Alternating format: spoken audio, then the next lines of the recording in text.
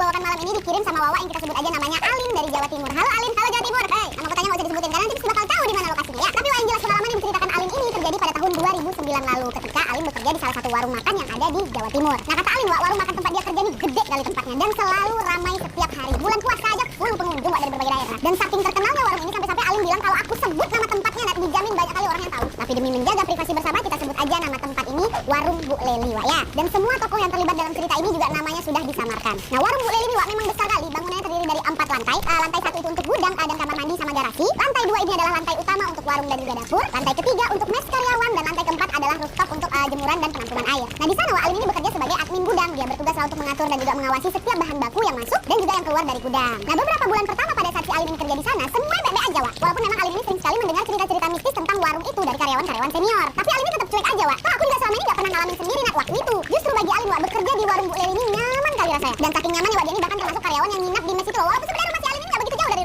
Warung Bu Leli. Karena memang di situ difasilitasi untuk para karyawan bisa nginap di mes lantai 3.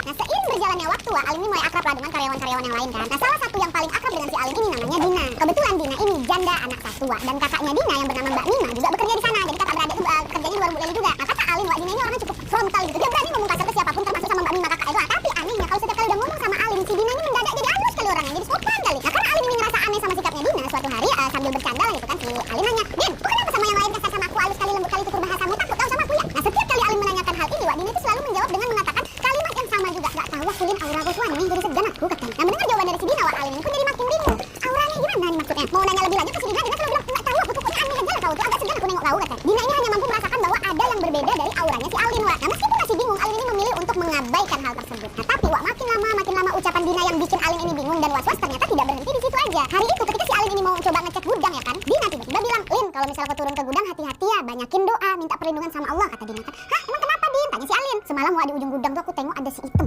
matanya merah besar kali badannya. Nah si Item itu lagi duduk di tumpuan beras." "Ih serius kau?"